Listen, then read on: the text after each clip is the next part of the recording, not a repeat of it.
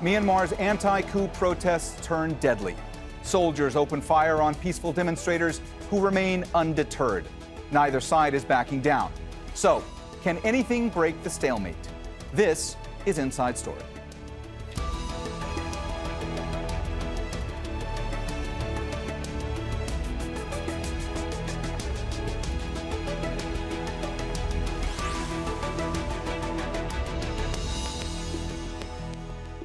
Hello and welcome to the program. I'm Mohammed Jamjoom.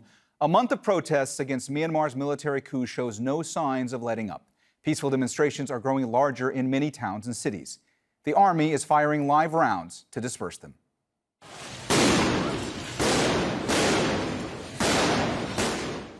The United Nations says scores of people have been killed since February 1st. 38 died on Wednesday, the worst day. More than 1,700 people have been detained. The crackdown has drawn international condemnation. Myanmar's military must stop murdering and jailing protesters. It is utterly abhorrent that security forces are firing live ammunition against peaceful protesters across the country.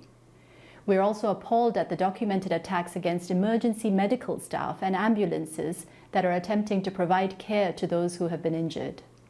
Scott Heidler is monitoring the protests from Bangkok in neighboring Thailand. Another day beginning with a funeral for a dead protester, but that didn't prevent them from coming out across Myanmar, small villages to big cities. In fact, the second largest city, Mandalay, one of the protests there turned deadly. The largest city in Yangon, many police forces as well as military throughout the different townships using some of the stepped up tactics we've seen in this past week that really saw a crackdown on the protesters. And in some cases, they're actually firing tear gas canisters into people's homes. This as international pressure is being stepped up. The United States is increasing their pressure through economic and political means. Regional neighbor Singapore, the foreign minister, saying that it was a national shame that the junta is using weapons on its own citizens. This also came as YouTube has announced that it's taking 5 channels connected to the military in Myanmar off the air. They say that is because they have been spreading misinformation through their channels. Scott Heidler for Inside Story. Soldiers are using the Chinese video sharing app TikTok to issue death threats to protesters.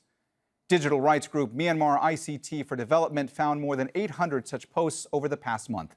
Some armed men have threatened to shoot demonstrators in the head. TikTok says it's removing the videos. Let's now speak to a protester in Yangon. She's asked to remain anonymous for her safety. I know how risky this is for you to be joining us, so I thank you very much for doing so. I want to ask you first just how bad the situation is, and are you concerned that the violence by the military and the security forces being directed toward the protesters is only going to get worse? I think the situation is pretty bad. I'm based in Yangon, so I can't really say for what's happening outside as much, but I know that it's a bit worse in some places like Mandalay, and there's been reports about what's happening in more rural spaces as well. This last few days we saw a lot of intense crackdowns towards protesters, and it's not just protesters; it's people who are helping protesters as well. There was a video of a house, shots being fired into a house for sheltering protesters. There are videos of people, the military going around streets and taking away people who are just walking around as well. So it's not just protesters whose lives are being threatened. It's also the average person who's just at the wrong time, at the wrong place at the wrong time. And I think it's quite bad. And I don't know how the situation's going to progress forward, but we've been hearing a lot of rumors as to the military imposing a national lockdown in Yangon for within the next 48 hours, where all internet, all phone services will be cut off.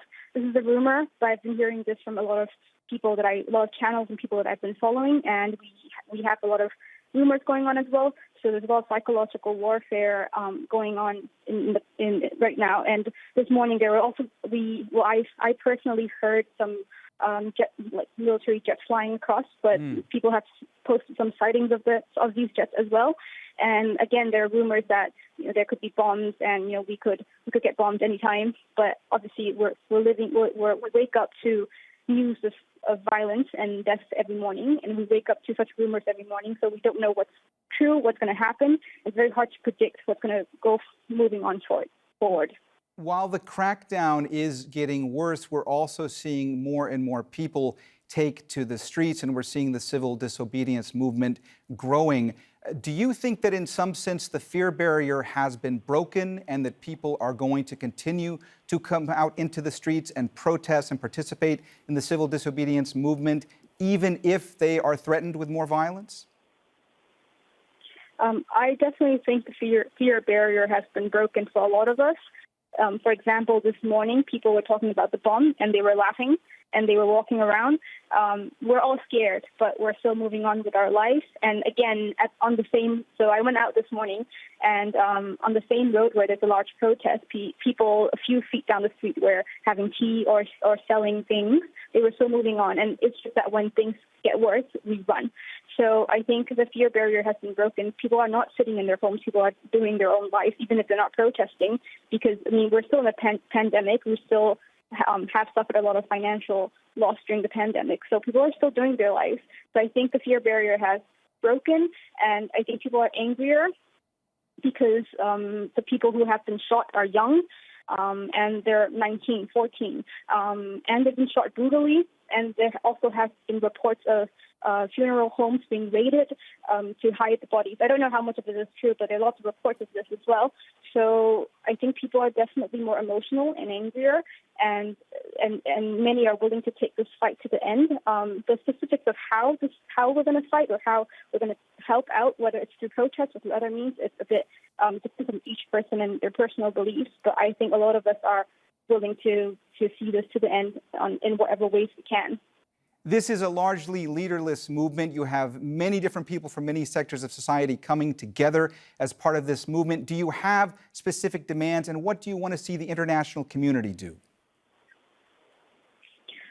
I think because Myanmar is a very diverse country with a very complicated political history, and not all of us are also educated the same way. So I think what people want is different for depending on various ethnic, or depending on how you've been brought up. So I guess what I'm trying to say is the way the Burma Buddhists see things might be a bit different from the way ethnic groups see things. And a lot of non-Burma Buddhists are asking for a federal democracy. And they've been saying that this is the time to abolish the 2008 constitution and to get rights for everyone in this country and to address the Rohingya crisis. And I think one thing that I've been seeing is the Burma Buddhists who have stayed silent or who have not talked about the Rohingya crisis previously are now starting to look at this issue and are also saying that, we really sympathize with what has happened. We're sorry for not being as outspoken. We need to do this together. But of course, all of this happens within the span of a month, and a lot of the Burma Buddhists are also kept in the dark about the whole Rohingya crisis situation. It's not reported in local news channels. It's not really talked about. So I feel like it's such a complicated situation to process within a span of 1 month. So there's a lot of differences in opinions, but one thing that people are saying is to try to not split up the solidarity that we've been seeing in this country. Right now, because we don't have a governance structure, if somebody needs blood, they would post it somewhere, and someone else has to find that person to give blood. And if somebody needs something, we just ask our neighbors, and that's really important. So people are also saying to not create discussions or talks that would split up the solidarity. So it's quite a complex situation that's going on, and I think different people are prioritizing different things, but one thing for sure is a lot of people, or I would say majority of the country is against the military, and that's the first step, and secondly for federal democracy, but I don't know how that's going to be promoted, but I personally haven't reached to a point of thinking that far yet because we're still struggling with our day-to-day safety. Thank you again for taking the time to join us. We do know what a risk it is for you to speak with us. We really appreciate it, and please stay safe. Thank you. Thank you for having me. All right, let's bring in our guests from Washington, D.C., Myra Dahgai-Paw, Managing Director of U.S. Campaign for Burma. From Yangon, Min Zhao Wu, Executive Director of the Myanmar Institute for Peace and Security. And from Seoul, Yang-hee Lee, founding member of the Special Advisory Council for Myanmar and former UN Special Rapporteur on Myanmar. Thank you all so much for joining us. Yang-hee, let me start with you today. How surprised have you been seeing how many people have been coming out into the streets of Myanmar despite the increase in violence. This civil disobedience movement seems to only be growing. I'm rather surprised at the continuing number of people showing up on the streets. And I have to say, I strongly am respectful of all those people who are sacrificing their livelihoods and their lives to come out and voice their voice that we will not live under a military junta. Min, what happens next? I mean, from your perspective, is the military only going to resort to more violence in the coming days and weeks and months? It's very likely. What we have seen is the major movement of troops on the 26th of February. So that's a sign that the regime is reinforcing its security apparatus in many cities to initiate the crackdown. So we first saw the first day of the crackdown nationwide on February 28th and the following days. But so far, the last 2 days were pretty quiet, even though we heard some stories of the security forces coming into the protest area. The violence, intensity of violence was much lower than what we have seen the previous day. But at this point, I think the regime is testing water and trying to see how people are going to respond, and likely that they're going to use more forces in coming days to crack it down. Myra, we've seen that the military have been changing their tactics and resorting to more violence, as well as the security forces, the police. Are the protesters going to have to start changing their tactics in order to break this stalemate, in order to try and prevail? Well, thank you for the question. I think one way or the other, they will be trying whatever possibility ways they have. And they're very smart people. They come out with all kinds of new ideas every single day. And I'm so amazed by their courage and their boldness. And I have in strong faith that they will come out with all kinds of ideas. I mean, it was so amazing to see that they're not fighting back with weapons, but hanging those sarong skirts that male in Burma used to be scared of.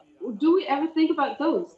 But this is what the ideas that they're coming out, where the military literally have to go up on the roof of their truck and take those down and going through the instead of going through the place.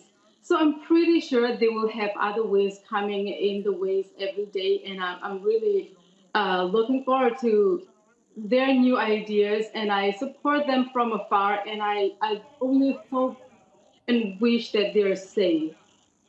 Yang He, you and Marzuki Darusman and Chris Sidoti, other experts, of course, about the situation in Myanmar, you've all set up a new group called the Special Advisory Council for Myanmar. This is a group that's supposed to provide an international platform for civil society organizations, for activists, for human rights defenders in Myanmar. How are you going to go about doing that?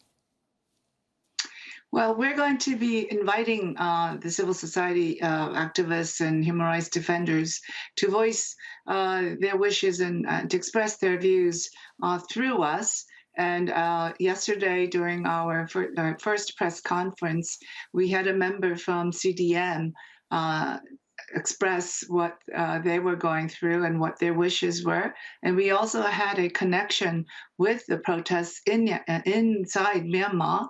So this is what we plan to do. But also what we're going to plan on doing is to provide some briefing notes and analysis of the situation so that the international community will be informed in their decision making and try to push the international community to make decisions at timely decisions. And that's what we plan to do at the moment with our newfound council. Min, is there any indication that the regime is willing to reverse what they have done? Or is there any indication that there are any fissures within the ranks of the security forces, be they the police or the military? No, we haven't seen any signs that regime is indicating a signal to reverse a course for a few reasons. One is the most of the government apparatus is located in Naypyidaw, which is pretty much insulated away from the other part of the country where the protests are facing. So in Naypyidaw, it's about like 70 to 75% of the office attendance. So which is pretty much make the regime functional, at least in Naypyidaw. The other second reason was so far the units which are undertaking the crackdown and all the other military units remain to be loyal to the regime. So which is very critical for the regime's survival.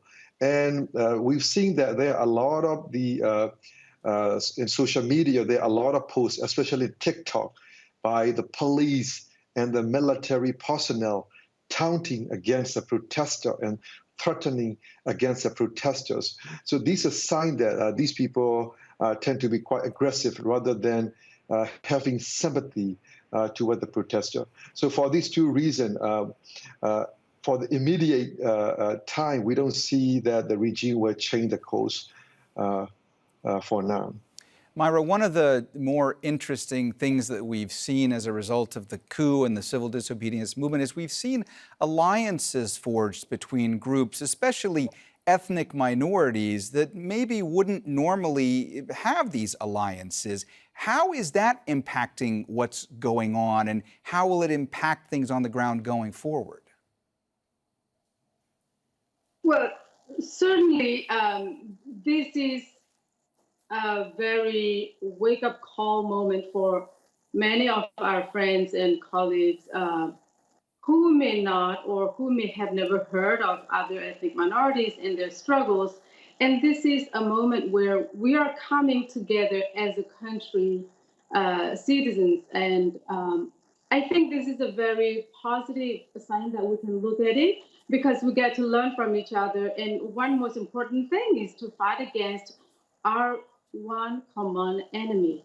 And the most important thing is the unity that we've brought together here is very important to continue keeping it on.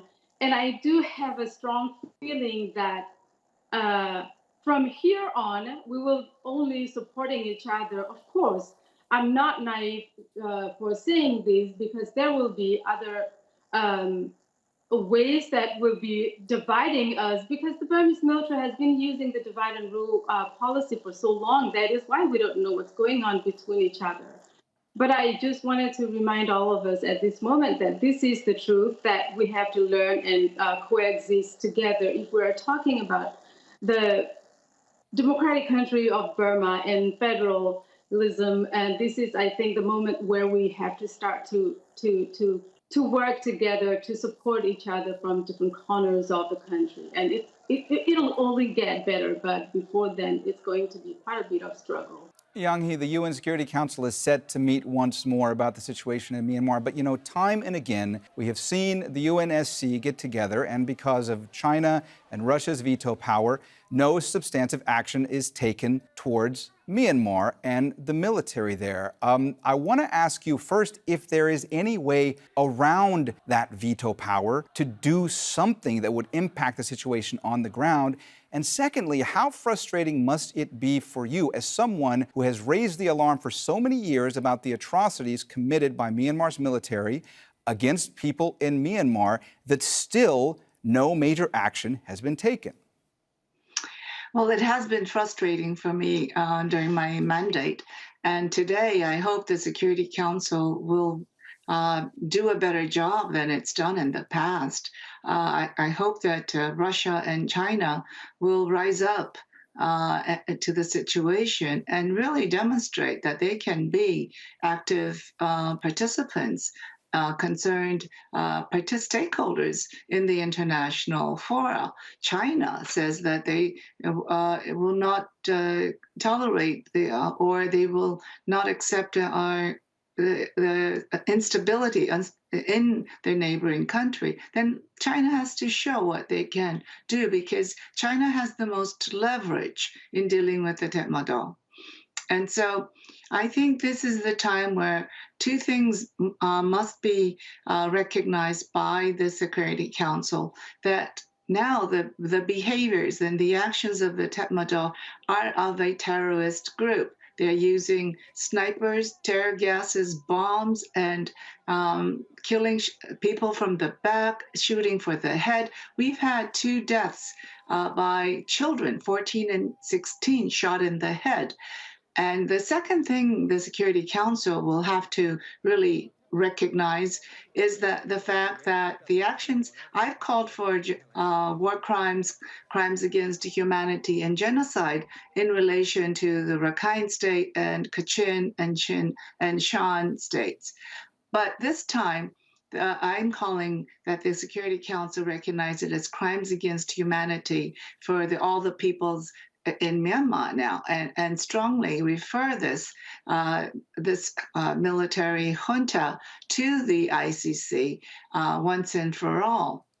Yang Hee, let me just follow up with you very quickly about one point you were making with regards to the atrocities committed in Rakhine State. One of the things that I've noticed on Twitter, and I know that you've noticed as well, is this outpouring by many in Myanmar who are taking to Twitter and other social media platforms saying that they were unaware of what had happened to the Rohingya and other ethnic minorities, and they are apologizing for the brutality that the military engaged in. What does that say to you about the moment that we are witnessing in Myanmar?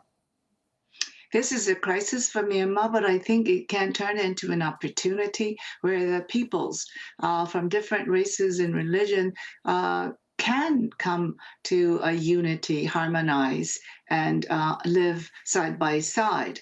I've seen many people apologize to me for how they treated me, but that's because it is the result of the 50+ years of the military propaganda against the Rohingya, that these are enemies of the state almost, and that they are illegal migrants. But it literally boils down to these are enemies of the state. So it was the 50, 60 years of propaganda instilled on the entire people of Myanmar. And anybody who stood up for the rights of the Rohingya was also an enemy of the state. But now that people are beginning to realize that the enemy of the state was the Tatmadaw, not anybody else. Min, we only have about a minute, 30 seconds left. Let me ask you, how much of an impact are the strikes by public servants having in Myanmar? Is this something that is severely worrying the military right now? There are 2 types. One, the most hurting the industry has been the private sector, especially the bankings. And the government apparatus, especially since this is pretty much based in Naypyidaw, we haven't seen the significant shutdown of the government ministry except in public health and the education sectors. Like the other sector, for example, like the labor and immigration, there are over 200,000 staff, and we saw only about 1,000 staff are joining the CDM. So that is because the regime is pretty much tightly controlled of these the civil servants. However, the banking industries, if the regime could not revive the banking industries, the economic collapse could be inevitable in coming weeks. All right, we've run out of time, so we're going to have to leave the conversation there. Thank you so much to all of our guests, Myra Dagepaw, Min Zhao, and Yang Hee Lee. And thank you, too, for watching. You can see this and all our previous episodes anytime by visiting our website, aljazeera.com. And for further discussion, go to our Facebook page. That's facebook.com/AJ Inside Story. You can also join the conversation on Twitter. Our handle is @AJ Inside Story. For me, Mohammed Jamjoom, and the whole team here, bye for now.